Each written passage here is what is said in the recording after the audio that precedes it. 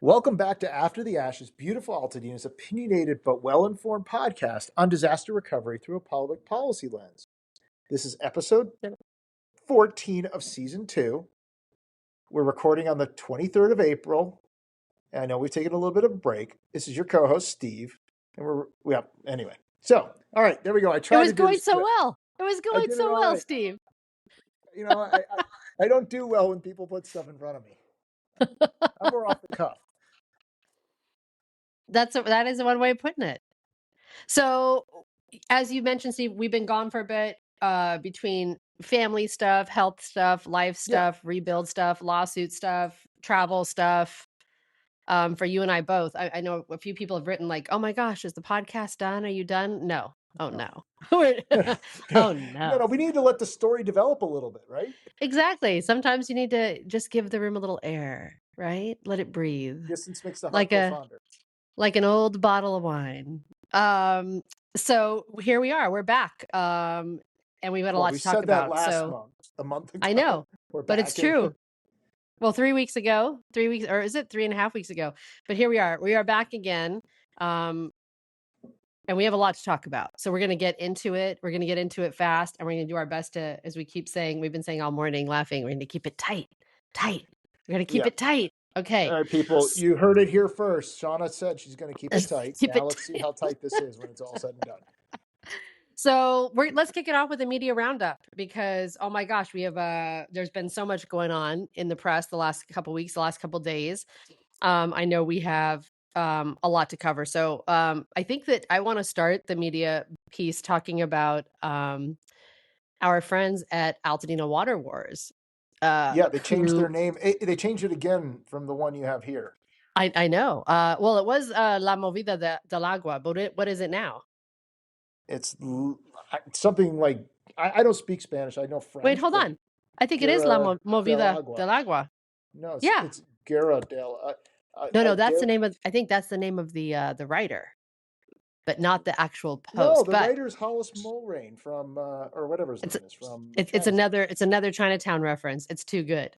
For anyone who's just joining in, we have been talking about what's been going on with what we've called, the Altadena water wars amongst our water mutuals. Altadena has a very curious water system with multiple mutuals that are shareholder owned effectively and board operated. And it is a very curious setup. There were a lot of challenges around that, many calls for consolidation. One of the three mutuals, Rubio Canyon, has made it very clear they have no interest in consolidation. There are a lot of thoughts that for the many reasons why that may not be the case. The lady doth protest too much. But all of that said, and we were sent, and I don't know that we're going to get into the specifics of it because I think neither Steve nor I want to be sued, but it was shared with us some contracts that some folks that are heading up these boards are engaged in that pretty clearly are a little bit of a conflict of interest. So no surprises there. No surprises, but interesting stuff. So someone has resurrected Altadena Water Wars. It appears very much not to be the same person, but they are picking up on the same Chinatown references that Steve kind of threw out in the beginning of this podcast months ago, before that Substack ever even appeared the first time, where he said it was like Chinatown in the foothills. So yes, here we are. And the first post is talking consolidation. So if anybody wants to find that, Steve, I can hear you frantically typing over there. Hang on, I got to take care of something really fast. Sorry. Don't mind Steve actually doing his day job while we're podcasting. So for anyone who's interested, go over and read this. It's back to consolidation. Why the water mutuals must consolidate now. Will they do it? Will they not? Why won't they? Why is Rubio out of this? And I think the biggest takeaway of that thing was that everyone is now entered into a consolidation study, like the feasibility study. Like, let's see what it's going to take and how we get there. I know that when I sat in a meeting with my water company, which is Las Flores, our Las Flores board president got up there and said that that feasibility study could take 5 to 7 years. It was very interesting. I know. right? The And wheels this of is someone government. who wants it. Las Flores is like, yes, consolidation, they in Lincoln. But it was like, but also 7 years.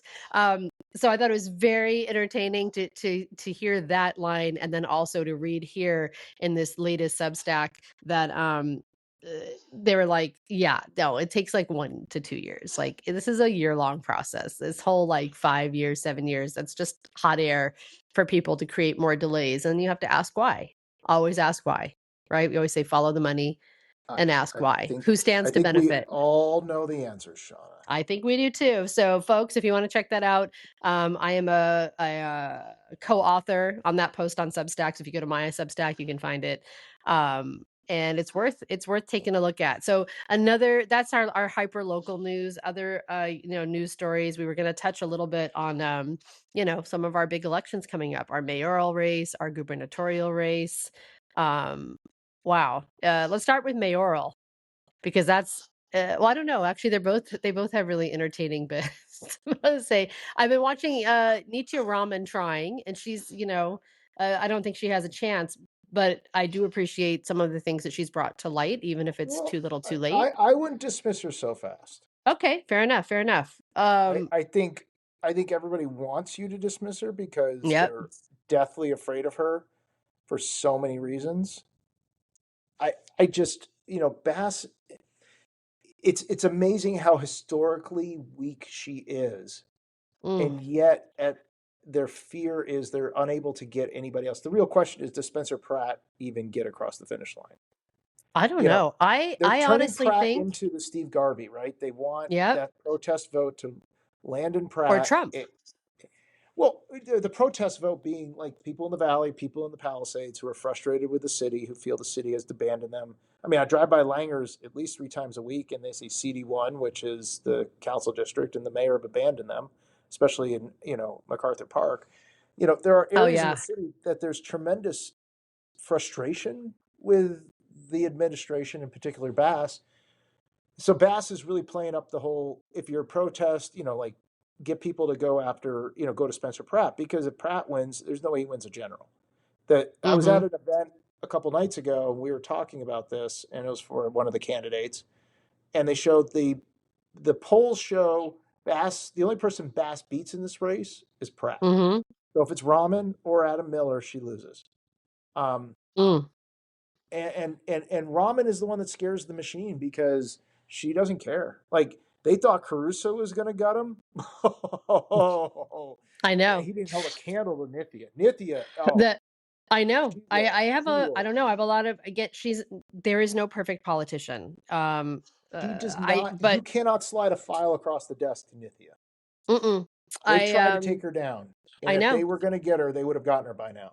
Yep. Nope. I will say that, like, the thing with her that I appreciated, I heard her talking on a podcast about the city's budget, right? And we're going to talk a little bit more about that when we talk about some things in our next episode. So I won't get too deep into the city budget and the county budget and all that fun stuff. But she made it a point, and I think it is worth talking about while talking about these candidates, that the city of Los Angeles and Mayor Bass signed off on our budget knowing it would put us into significant deficit, that it would sink us further into the red. You mean the city, and not you live the in city. I'm not talking about I'm not talking about that. I'm talking about LA City, where many of us live now, or have lived, right? Especially all of us native Angelinos. We've been in and out of LA and city and county and had both of those experiences, and likely Pasadena too. But again, the point she was making was that what they agreed to in that budget was, I believe, an $800 million hike. And I'll have to check my stats on that. But it was a big budget increase for the already #1 budget line item that is the LAPD. And it is the same for us in county with our sheriff's department. Our police force law enforcement gets the lion's share. And that the bottom line was that they had more than 25,000 street lights out, and an entire year had passed with not a single road improvement. I was driving across the city this week, and I couldn't believe, in my old neighborhoods and everywhere I drive, like, the streets are trash. Like, how this is not destroying your vehicle is such trash. No, and Shauna, none of that's being done because Shauna, we're sending it off to the police force. But that's not necessarily true. again, I don't know the specifics of it, but LA, there's a lot of residents of LA that will go into the details about how bad the police force is and how they don't show up either. So, I um, know. and So, there's but an let's give article in them the more LA money. Let's Times, just but keep giving them more money. there was an article in the LA Times over the weekend about, well, first of all, they're below the numbers that they needed in terms of staff, and Yep. they're cutting the police force, and they're a quarter of what other comparable police forces are in comparable cities across the country relative to population. I mean, you have 8,000 or 9,000 sworn police officers for a city of 4 million people. That is absurd. But be that what it may, I'm not getting into police or not police or whether we put too much money into the local equivalent of the Defense Department. I don't want to get into that fight. Okay. The bottom line also is there was an article in the LA Times this weekend talking about the street situation and how there was a measure that was passed where if LA were to resurface streets, they would have to then take out bike lanes and make them bike lanes. So what they've done is they've done these repairs like they are doing right now, and they are in a situation where um, that's sort of what's driving a lot of this is that they're not going to repair the streets; they're just going to patch them, and that's what's making the disrepair go in. At least that's what the Even worse. article in the Yeah, Times that's was saying. without a doubt. That's part of it. Without a Yeah, doubt, that's part of it. it's just they're But gaming that's it. what. But Look, again, it doesn't change the fact that they have admittedly not they, touched that they in have a a year huge because problem they with have the such a budget pension. problem. It's a pension problem. If you look at the budget and how much of that money goes to pensions versus how much goes to actual, operation of the city, that's where I think you would find the real gold. I haven't looked at this. I haven't gotten involved with the city budget. That's not my mess. I can only take on so much right now, and that's just that's a cluster. Yeah. Yeah. FUCK. I don't want to get involved in Yep. I'm it. with But you. So I'm gonna say it's this. Anything unfair to else you put want it. to? It's just like the schools. The LA Unified School District has a bigger budget than the city of Los Angeles, Yeah, we've talked about this. We covered this on an episode. and it's like you look at that and you say, okay, but the big problem is good chunk of that money is not going to teachers, it's going to pensions. And where do those retirees live? Not in California anymore. We're exporting all of our money, our tax dollars, to places like Idaho. I remember the LA Times had an article about this, where all the police and firefighters are moving to some little town in Idaho and they're getting all of our retirement money. And it's like, what's going on here, people? This is ridiculous. It is ridiculous. I'm gonna keep us on Yeah, topic you as went much as down this road. possible. I I'm did a getting. little bit, because I want to talk about Nitya. But back to the mayoral race. Anything else you want to add before I add my final comment? No. No. Well, I was just gonna say this. If you gauge public sentiment, and I'm talking about, don't look at the post, don't look at Spencer Pratt's social media comments, don't look at the people who are in his camp, don't look at the people who are from his town, don't look at fire survivors, okay? Just look at general comments on CBS, NBC, Fox, all of our local news affiliates when they post things about this guy. The comments for him are overwhelmingly positive, and I think this is another situation like we saw with Trump in 2016, where nobody thought this clown could get, this reality TV clown could get elected to president. No one. And here we are. And I think that I'm certainly not calling Spencer a Trump, even though I think, unfortunately, some of his politics and policies may align with some of that. But I am saying that I think, people, especially our quote unquote political analysts, and all of our pollsters really have to be aware of how wrong they were in 2016. And I think that may be the case again this year, and that this guy that no one thinks has a shot in hell with no experience may actually get this. And then what? And then what? Because then he's got to do the job. I So, think you have to understand something. Look, Los Angeles is not this country. Los Angeles is 80% Democrat. This election will be but you're decided. seeing Democrats and independents leaning to this because they have just had it.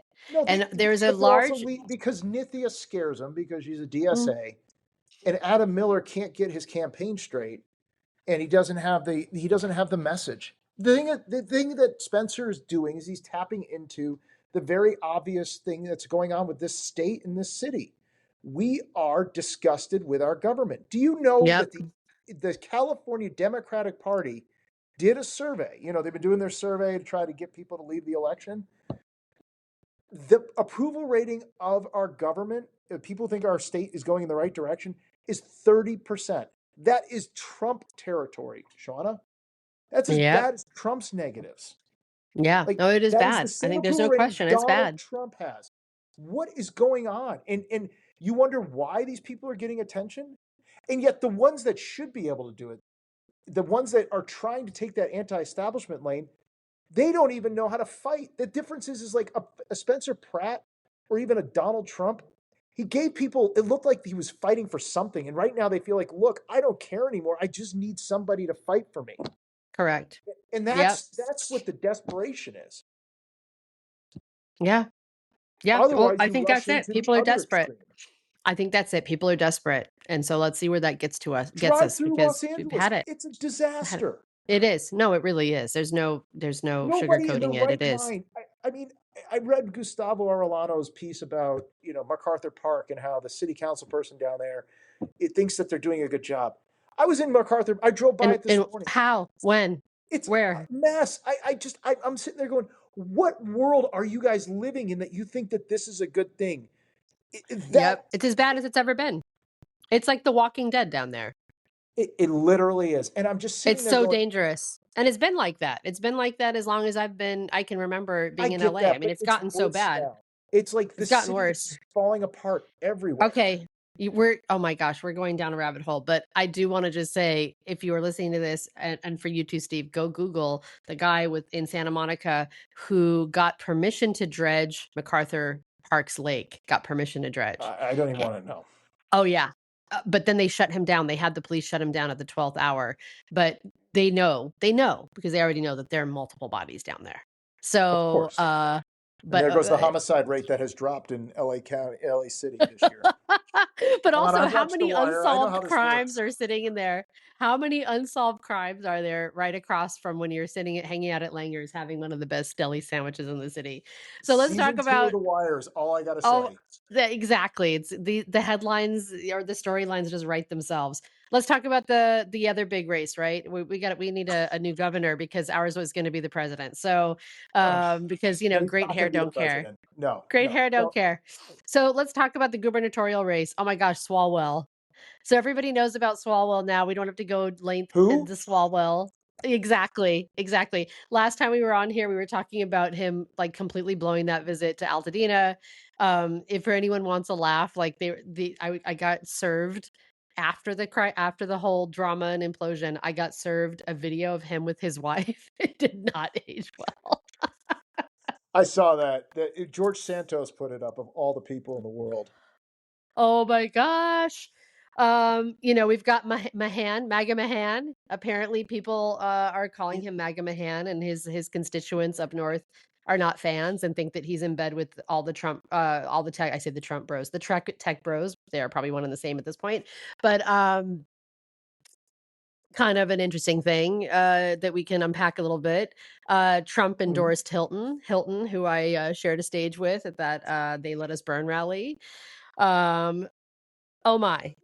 We've got, some of the unions backing Antonio and Katie, but no one's even talking about Antonio and Katie because it looks like all of the establishment Dems are going all in on Becerra. And here we are. This is how we're going to end up with a Republican governor because We're yet not going to end up again, with a the Republican governor. Democratic Party could not organize an orgy in a brothel. It's a hot fucking mess. Well, look, anybody who's a reader of my Substack, and I know there are a few of you out there, it's not 5 anymore, it might be 6 or 7, know that this is a topic that I've been really keying in on. I've had multiple people say, "What's your obsession with Mahan or Mahan or whatever his name is?" I So call him somebody said Mahan. to It me, may be wrong. it's Mahan, but somebody said to me this morning, "I go, if you Sorry, can't say the Mahan. last name, then how the hell are you going to win an election?" But the point is, they it, the opportunity that Mahan had to really blow up the system was so fascinating in the last week, and he totally whiffed, Sean. Totally Yeah. whiffed. I mean, Yep. I was talking He to somebody this choked. morning. When you're in politics, there's a lot of times you go through gates, right? You know this, Sean. Like they'll test you to see what you're willing to do. When Swalwell went down, the question was, what is Mahan going to do, or Mahan going to do? And everybody I know was sitting watching to see, okay, is this guy going to actually lay the smackdown or is he going to run away? And he spent the week hemming and hawing. And really the key was, and again, the readers will know that I've been keying in on this, was on Wednesday, there was an event, Politico organized it up in San Francisco. And Mahan was giving the softball of all softballs. And he totally whiffed. And from there, everybody kind of rolled their eyes and said, all right, this guy doesn't have it. Yeah. He didn't hit Steyer when he could have. He didn't hit Porter when he could have. He could have distinguished himself as the centrist. He didn't hit the establishment, which is the real key. You had Lorena Gonzalez and the California Federation of Labor on the balls of their ass last week because they endorsed Swalwell, just like SEIU, just like CTA. And, I don't know if people read, but Shauna, you were in PR. When have you ever seen a pull quote in an online article by the LA Times? All the time. I've never seen one. I've never, in Really? any political, never seen a poll quote. Oh, maybe not in that sphere. No, I've never seen a poll quote out there. Never. Not at all. Yeah. And she got one by Dakota Smith on Friday. That was CYA time. That they had her. And she attacked Mahan. She attacked all those guys, calling out the tech bros, saying they don't know what they're doing. Those guys don't understand it. And you know what? She looks right. I mean, let's be honest. Like, they missed. They swung and missed. And then they swung and missed again. And you sent me something this morning, and I got it yesterday about Mahan's people with the IEs and him being on a call with the IE. Whether it's right or wrong, it doesn't matter. The fact remains, they messed it. And it's like, what's going on here? Like, that whole thing of, Caruso and David Crane being on the call with Mahan or Mahan being on the call with them, that was dumb. Come on. Yeah, it was dumb. You're going for the squeaky clean shot. Yep. And then you go do that. Like, I don't get it. And on a Zoom where you can't control who's unbelievable. It's amateur hour. I mean, we know the guy got a new fired. He fired his campaign manager, right? He fired his campaign manager, got a new one, but too little, too late. It feels like for this guy. And the thing that kind of struck me with all of this, I was actually looking and I was sharing with someone some old photos from 2010, my LA Street Food Fest at the Rose Bowl, the first year at the Rose Bowl.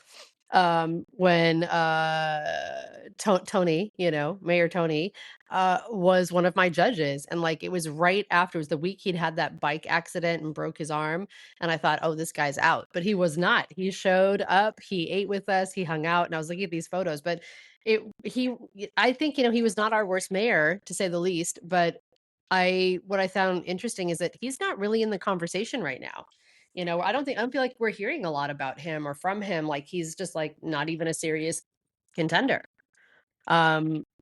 So I find that to be kind of interesting. So should we move on? The John McCain of this election, Yeah.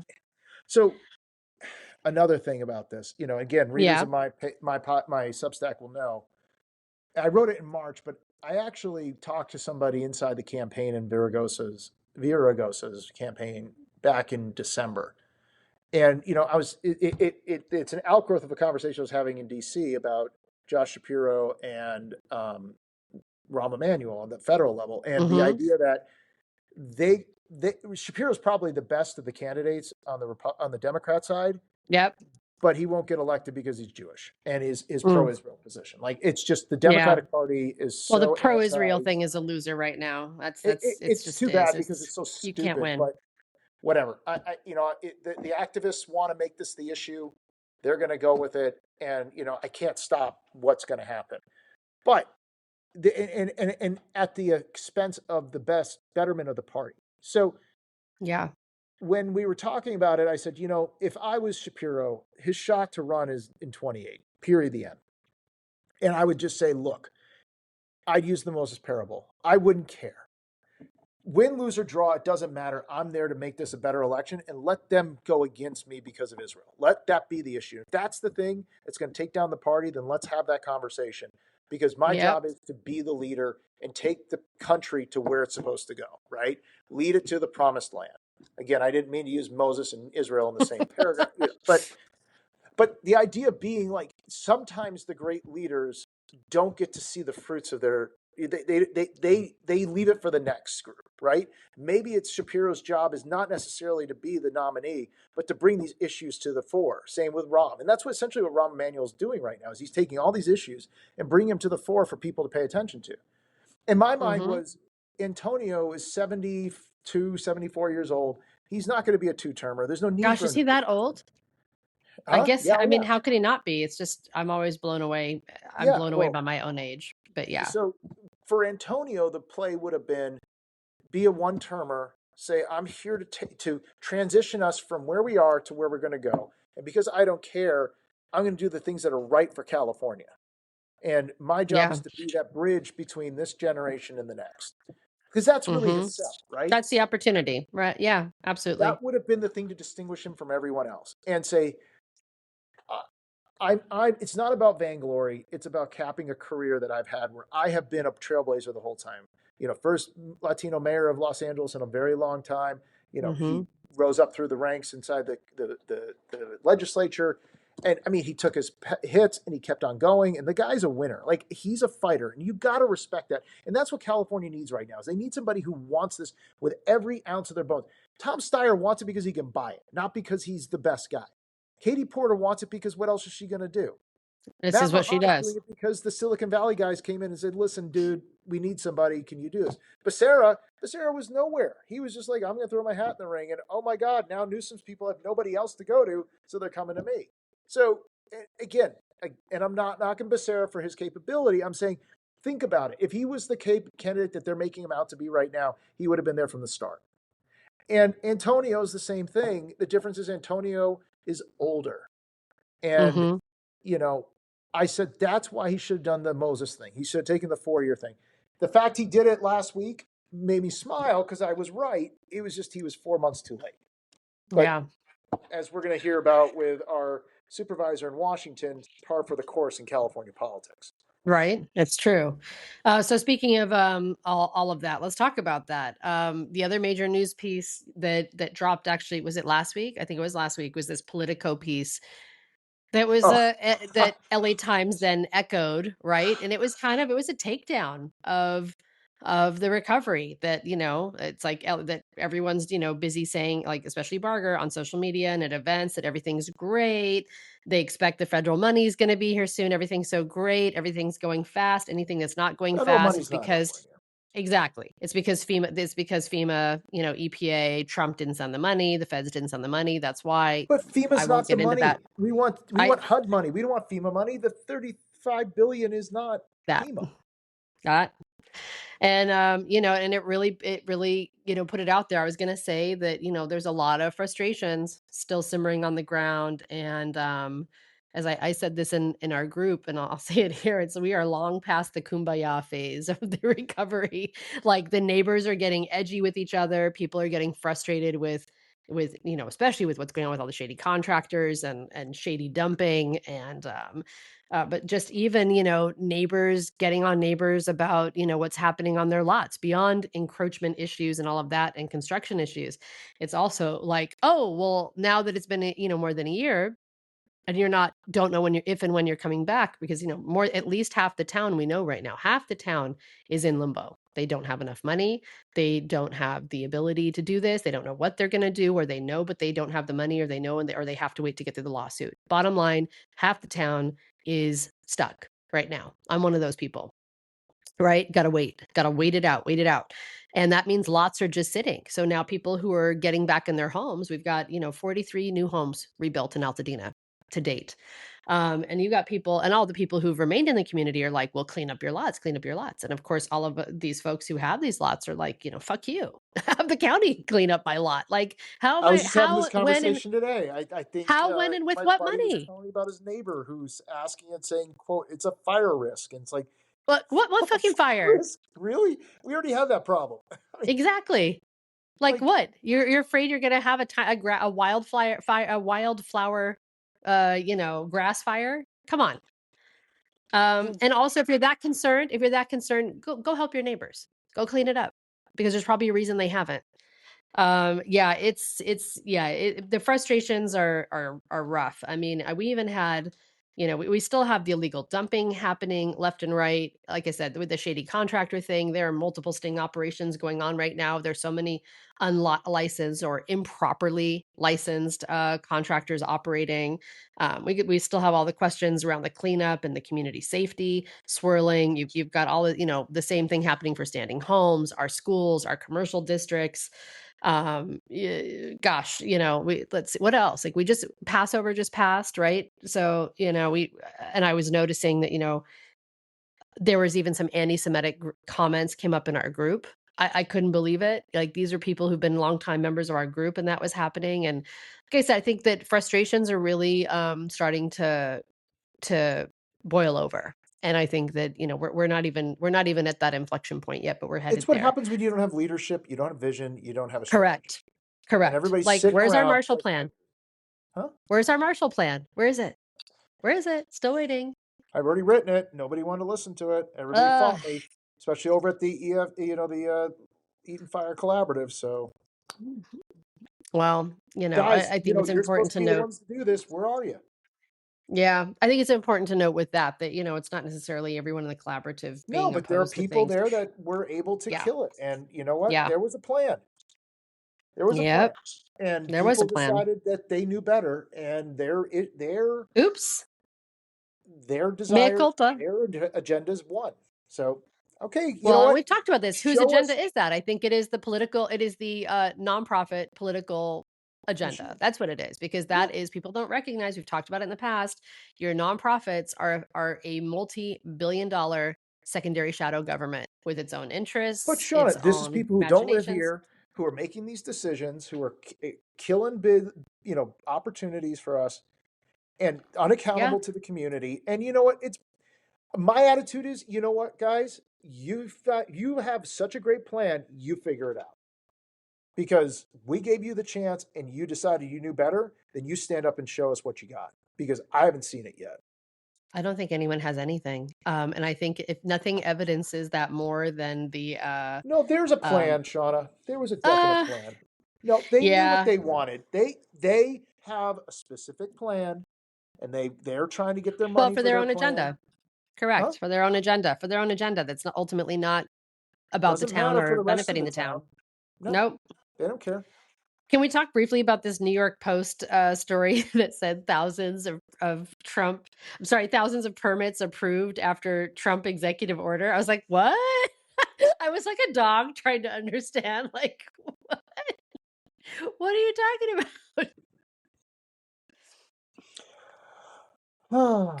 The New Okay. York Post and the California Post are where No, I I know. go I when I need a saw it. good I laugh. saw it. It's when you need a laugh, that's where you go. I slated it for the next episode. Do we even want to dare talk about no, we're gonna slate it for the next maybe it's the next, yeah, it's the next section. Let's talk about this next. Let's move on to, like, where's the money? Right? This is a good segue. Where's the money, Steve? This came up. This has come up a few times with people all the time. I was in a meeting and someone was like, "Oh, we should be talking about, CDBG money. Like, that just came up, CDBG money." And I was like, "Wait, this is like last year's conversation."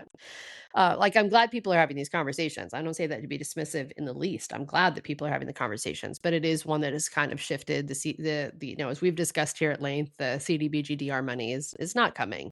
But I think it would be really important if we Well, it may can, come. if you, Steve, will you indulge us, Steve, in breaking down as briefly but succinctly as we can, kind of what CDBG money is, what the TIF money is, what, the DRF that's proposed is, the CRA breakdown, so that people kind of have a quick and dirty understanding of these financial mechanisms and tools and what that conversation means. Okay. In 3 minutes or less, please. Okay. So I got to do it in 3 minutes, and you get a lot longer than that to do your stuff. Come on. All right. CDBG is an appropriation that comes from Congress. So that means that Congress gives us money. It's outside the regular budget, and that money Mm-hmm. is related to a disaster event, and it's focused on low to moderate income. And actually, I learned last week that anybody over the age of 65 automatically qualifies as considered low to moderate income. And since a huge portion of Altadena is over the age of 65, there will be a good chunk that will be able to help qualify to get the money in. 70% of the dollars that are allocated have to go to those communities that are affected. And most of it's around rebuilding infrastructure and or housing. So that's what CDBGDR is. So really what it is this county and the state are waiting, or the city are waiting for that money to come in so they can rebuild however they choose to, all the infrastructure that they wanted to rebuild, the infrastructure that was destroyed, even though they haven't been investing in that infrastructure for 100 years or more. So yeah, exactly. so that's where the fight is. And you hear the two polls where the county's saying, or the state said, I want 40 billion. The feds are saying, well, then fine, eat DEI. The reason is they're both saying these are non-negotiables. We're not even going to start talking about anything negotiable until we get to a number that even sounds realistic. So that's what that is. Okay. TIF is tax increment financing. What that means is they take property tax and they will bond against the future increase. So if a property is worth $100,000 in property tax today, it's going to be worth $200,000 tomorrow. They borrow 30,000 of that 100,000 or whatever the number is. Again, I'm just trying to make this very simple for people to understand. And that 30% is something they can use to then invest in the property, the projected property increase, to then invest in that property, to rebuild the property and make it go up in value. Or you can use it to invest in infrastructure. We can then increase the value of the properties around it, i.e. we can add more piping and more sewage and water so that we can increase the density, therefore increasing the value of the underlying land. That's what that's all about. CRA is Community Reinvestment Act. It is a requirement of banks that do business with the Federal Reserve. To be able to grow in a community, you have to follow goals that are community reinvestment, which means you need to put your money back into your community. Low income, moderate income, charities, et cetera. There's different buckets it comes in. Figure roughly 50% is in loans, 20% is lit on fire, and 20% is lit on fire, meaning it goes to like philanthropy. It's granted. It's not like it's going anywhere in getting a return. And then it gets the return in the community, but not return to the bank from the banker's perspective. And then the other 25% is in assets they try to buy. So that's roughly how it works, as somebody explained it to me. What else did you ask about?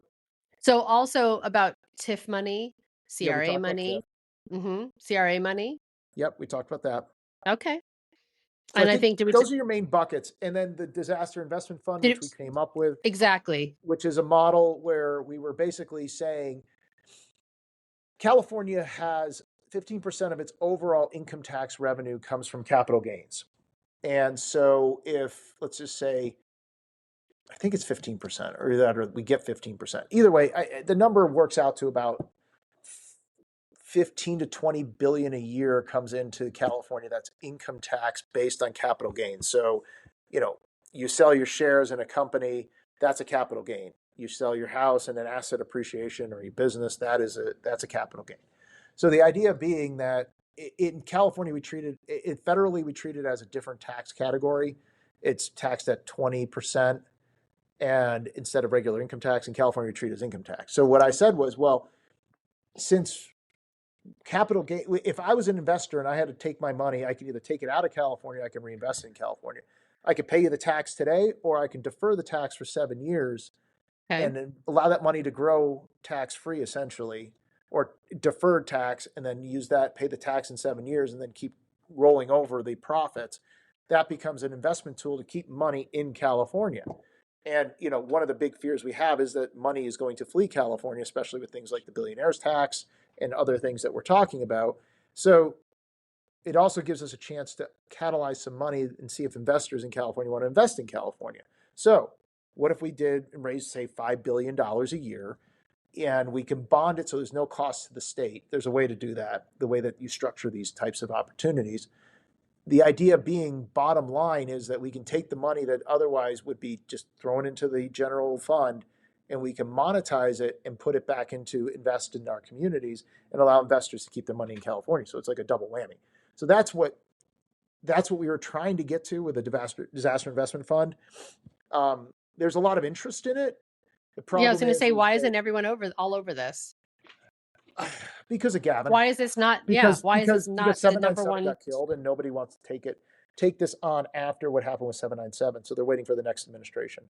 Because here's the thing, over 6 years, let's assume or 7 years, the tax deferral, if you were able to roll over $5 billion a year for over 7 years, that's $35 billion. We've asked for $33 billion from the feds. We've already financed it, and we're going to wait around another 5 years for that money anyway. So we can do that internally. We don't have to worry about DEI and all the other crap that they want to burden it with. And then you just get a smaller grant amount from the federal government to be able to fill up the stuff that isn't investable. Because most of this stuff is investable, at least from a certain perspective.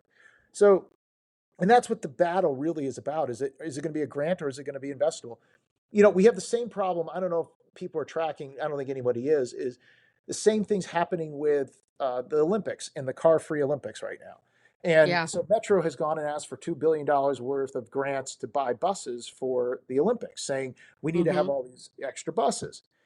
Same thing that we did with CDBG. And they started with 3,000 buses, and they went down to 2,700, then they went down to 1,750 buses. And nobody said this, and this is the underlying thing. It's just like the concern from DC about the CDBG money is that money is just literally going to go and replace things that we didn't invest in the first place. So that money is not, it's going into, like, for DWP, where they are putting money into, contracts and pensions instead of actually investing in the infrastructure that they're supposed to be investing in. The result is that the federal government comes in and rebuilds the entire infrastructure, and LA gets off the hook, and they don't want that. Same thing with Metro. 1,750 buses for the Olympics would be almost replacing the entire bus fleet that Metro has right now. They were asking for 50% more than the buses we had today. They were going to replace the bus fleet and add 1,000. Like, this is the problem with LA, Shauna. This is where we've run into this problem. It's not just the CDBG. It's just this expectation that we make an ask and we're going to get a grant for it. And then if we don't get it, it's like, oh, it's Trump's fault or anywhere but California, not the ridiculousness of what we're actually asking for. The call is coming from inside the house. It's realism. Yeah, this is the call inside the house, as you keep saying. Yep. Okay, did that answer your question? I know it's probably more than 3 minutes. No, but that was an excellent explainer. Like I said, this has come up a few times where people are trying to understand these things because, again, this is stuff that, most folks, this is not on our radar. Why would we ever be thinking about this?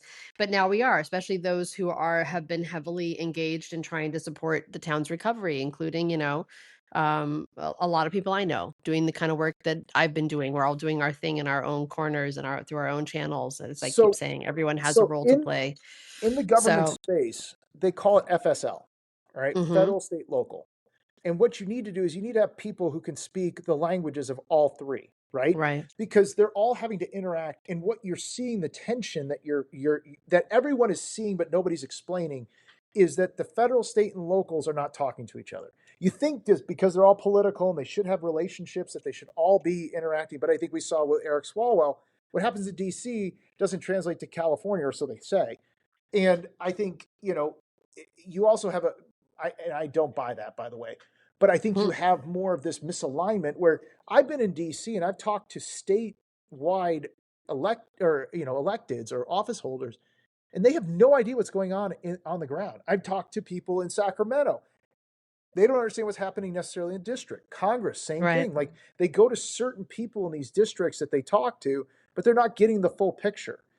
And so what the frustration that the electorate is feeling is, and this is where you say that, well, DC is disconnected, or, remember the LA Times had that piece when they were trying to justify the CEO and Measure G back in November about that, the survey of Los Angeles, and the idea that the majority, 70% of people in Los Angeles feel that the government exists for interests, not for themselves.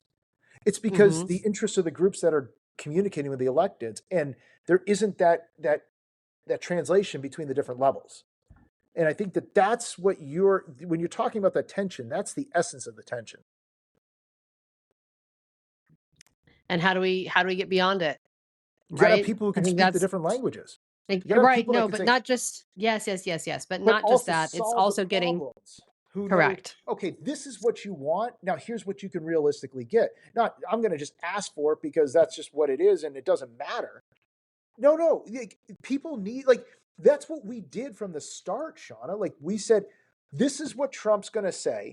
Here's what we need. Here's how we can get there. And that's why when we put it out there and all of a sudden everybody started paying attention in March, everyone's like, well, this is what Lee Zeldin's been asking for. Well, no shit. It's been very clear. It's been on the ground. We've had it the whole time. Because if you listen to the different people, you can give everybody what they want. The problem is that nobody wanted to listen to each other. It's true. And let's hope that we get there sooner than later, because this is it. Like, I mean, it was the 12th hour last year. Now it's, But as you and I have already discussed, beyond. We're so beyond much of the ship immediacy. has, I know, so much of the ship has already sailed. And now it's just, what else can we figure out how to salvage what we've got left? Well, the battle is And what about what's happening, I what's know. going to happen. And like, why are we still playing small ball on so many levels? Because when everybody else is in the big leagues, it's kind of maddening. But here we are. Should we talk about what's happening on the West Side and some of the parallels and what's going on? I thought it was kind of interesting that, Lindsay Horvath is still pushing for this rebuild authority and But they for, won't give it to her. I know, and for a CRD. Well, here's the thing. Here's the thing that nobody's saying, and I didn't realize it until I was in the conversation over on the West Side. But the Palisades really, unless they're going to get a waiver from HUD, which they possibly can, to bypass the 70% requirement, which means they're going to have to give it concessions. The real way to do this is because of Altadena and its mixed economic situation, plus the age of the retirees being so high in Altadena, that if you take the two areas and combine it under a countywide authority, you're going to get more deployment of those CDBG dollars with less constraints or less waivers. And so I think that's a point that Lindsay's trying to get to, especially as she's trying to put herself in position to be the CEO. As I've said for over a year now, the road to the CEO runs through the rebuilds. So yeah, that's always sort everything. of, I think And everybody's, the mayor has their own rebuilding team, and she has a deputy mayor who's really responsible for all of this. But I think that there's too much concern about whether she's going to be the one to survive or whether it'll be a different administration right now. That I think, you're seeing she's trying to do it, but she just doesn't have what it takes to get all the way there yet. And there's too much politics on the city side. It feels cleaner from the county because, Lindsay's going to get that district, that seat again. And, Catherine's not going anywhere for 2 more years. They can establish those authorities with a lot more, support than you're otherwise getting at the city right now. There's still too much insecurity over there to be resting tens of billions of dollars on, right? Yep. Yeah, there is. I think there's so many parallels. It's like on one hand, I think they're a bellwether for us, and then on another, we are for them, with how just because of our volume, right? Like I was comparing their rebuild to ours, and it's just again the volume, because we have such significant volume, because we lost, not to diminish in any way what happened there, but there's just so much, there's so many structures, 9,000 structures, so much to be done for rebuilding here. So it's like, I think we've rebuilt 43 homes so far. We have 43 new homes up, and in comparison, the Palisades has 2. But I believe that, percentage wise, it's not too far off. It's just a matter of, there's a lot more Well, gone here. But I also, the thing that they're fighting on, like I was, Jeremy Padower, who did They Let Us Burn rally in the Palisades that I spoke at for the anniversary. He's been really savvy on social, and, a lot of videos talking about, what's going on and carrying the torch for his community.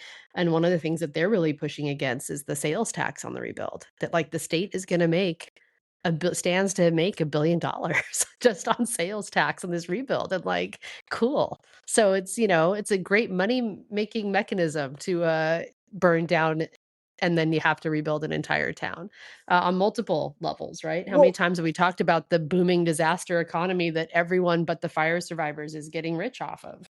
well, and Shauna, like, even if they don't directly, once the money comes in to the Palisades or to Altadena, that means that money shifts from those areas to other areas in the county. and, Yep.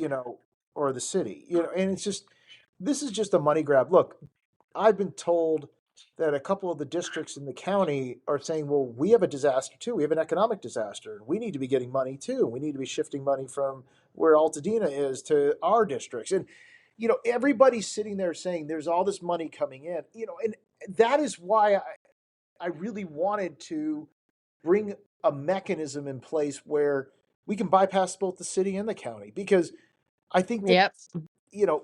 that would change the whole complexion of this thing. And, but again, then the scary part is you get LA 28, which in and of itself can't even function. I mean, uh, it's just the levels of, I don't want to say incompetence, because I don't think it's incompetence. I just think it's lack of leadership in this city, in this state, is just so mind-boggling. It's frustrating, and Yeah. I don't believe it can't be this bad. And yet here we are. Here we are. I don't know. Some days I don't even, I don't know what to say. Some days I'm just tired. Oh, I'm exhausted. I I'm know. exhausted, We but all yet are. We I all feel are. like we have to keep pushing, because We do. this is the moment, right? This is when you push through. I know this. 100%. People are listening. Yep. People out there are saying, you know what they're saying makes sense. What they're doing is right. And there's nobody willing to take the fight, because they're all afraid of the machine. Yep. I look at going back to the gubernatorial, even where Mahan could have done it, his consultants weren't going to push back against the machine, because they want to be in California politics down the road. And Right. anybody who goes against labor or the machine in Sacramento is going to be kicked out, except for the fact, if you beat them, you get to dictate the terms. But they're more afraid of losing than they are winning. And I think it's that fear of failure, because for whatever reason, I can't explain it, that is holding people back here in California. It's holding back our electeds, it's holding back our public officials, it's holding back us being able to step out and do what needs to get done. Yeah. And I think that's it. Doing what needs to be done that still Sorry if isn't this sounds like a happening. campaign, Yeah. Yep. When are you going to run for office, Steve? after you. Look, I can say the words. I just, me. I'm not the guy who's going I to go out know. and be rah, rah, rah in the community. It's just not I know. put me in the background and I'll go crack heads and get stuff done. But, it was funny. Someone asked me that question the other day. And the answer is, in the right setting, this would have been the perfect election for someone like me, to be Yeah. honest, Yeah. because I'm a shit disturber and I don't mind going against the grain.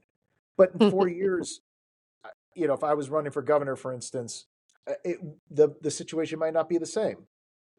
And so you have, it goes back to Bill Gross's line, right?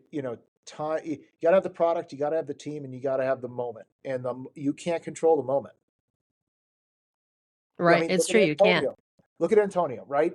If the situation today was 8 years ago and Gavin wasn't in the race, Antonio would be governor right now. It would have been governor right It's now. true. It's true. I mean, he was the guy. I mean, we talk about Becerra being, the first Latino governor of California. Antonio ran against a white guy. He could have been, Yeah. but it wasn't historic enough at that time. Now all of a Mm-mm. sudden it's historic. Like, that's the thing that I'm struggling with. It's not nothing against Becerra. It's that it's just the conflation of what they're doing with him is the part that's so fascinating and so galling at the same time. It is galling. Ugh. Well, let's try and wrap it on a positive note before you go to small business shout out. Okay. We No, got I'm a looking bump. to I you. mean, this is a lot of shit going on. I know. I'm like, give us something positive. What should we be excited There's about? nothing. This is it. The positive thing is that we are having an effect, Shauna. Yeah, it is. It is. It I mean, is. look at they're talking about the stuff that we've been talking about, finally Yeah. getting there. And Yeah. whether it, by hook or by crook, it's working. Yeah. It's taking a minute, but it's happening. But that's politics. We don't dictate the timing. It's true. It's true. It's a matter of, you just got to keep it up, nose to the grindstone. Even on You're the in the days you're really game. tired, just got to do it. You're at the table now. Now becomes the tougher part. Now people start coming for you. Yeah, that's true. Well, that's positive. That's a positive note, Steve. Thanks for that. Look, I'd rather that than not, because it means that Yeah, we're I doing know. I something know. right. For sure. That's what I joke when, anytime I have my haters, I'm like, "Oh, good, I've arrived." I'm clearly They I'm don't talk clearly about people doing they don't something care about. correct. I'm clearly doing something if it strikes that much of a nerve with some people. Great. Then good. I'm gonna keep pushing and I'm gonna keep, being a bit of a disruptor and pushing some boundaries because somebody's got to do it. I say all the time at the end of the day, it's like everything I do, and I know you feel this way too. It's like it is for this town, including the people that hate me. Like you may not love the messenger, but I'm still fighting for you and your parents and your families and your kids to be sure that we all have somewhere to come home to. Because personally, on a very personal, selfish note, I would love to be able to go home. And right now, that's just not really feasible. So yeah, and then I'm not alone. So that's why But we push on, and you fight want on. to say in what your home looks like. Yeah, You don't want it 100%. dictated Well, to I you. want to know that when I call 911, someone's coming. Well, I want to know that when my neighbor calls 911, someone's coming. that's why you need to have a budget for police to tie it all back together. But we won't go Mm, there. yeah, well, it's about allocate. It's not about that. It's about proper allocation. I, And I maybe they get it. don't need I more get it. Trust me. paramilitary. Maybe they don't need more paramilitary setups, but maybe they actually just need operators and deputies. Yeah, 100%. I'm with you on all that. Small biz shout out. I have a good one today. Last week, Tyler Wells, who owns the very fabulous Betsy on Mariposa, opened up his new little side project to accompany Betsy, Bar Betsy, which has been in the works since before the fire, but obviously, like everything, kind of got shut down. He took over the space 2 doors down from um, Betsy, formerly Bernie, that used to be Mary Falkenham's floral shop, which I loved. I loved Mary Falkenham. She passed away right before the fire. So anyhow, and he left on the window when you go to Bar Betsy. He left on the window the Mary Falkenham floral shop, which I love. That it's a That's little nice. nod to her. That's It is great. nice. Yeah. There's a nice. It's just a sweet little nod to her, and the beautiful things that she created there. But Oh yeah. Bar Betsy is an all day concept, kind of open from the morning till the night. It's like very ish to ish. A really beautiful light, bright space. Wood lined like Betsy, a lot of really thoughtful farm driven small plates. They've got a beautiful pastry program. They've got an amazing, not surprising when you think about Tyler's roots with Handsome Coffee, an amazing coffee program, another great natural wine program. They've got, a phenomenal pastries. They've even got a lot of gluten-free options. There's a gluten-free scone. There's some gluten-free cookies. They've got some breakfast plates, some brunchy plates, sweet, savory. Gosh, I had like some really standout grits. The sandwiches would sadly I can't really eat, look fantastic. The bread is all baked in house, looks fantastic. And worth noting, an all woman kitchen team leading the charge there. It's nice. Good vibes in there. So we actually had our BA office hours, which of course are every Wednesday, 11 to 1 at rotating local Altina spots. And you can find that on our Instagram if you're looking for it, the schedule. But that was like really fantastic. We met there yesterday with about a dozen Altadena folks who were coming and going, and it was great. So I'm going to give another little shout out, and that's to Junebug Tattoo.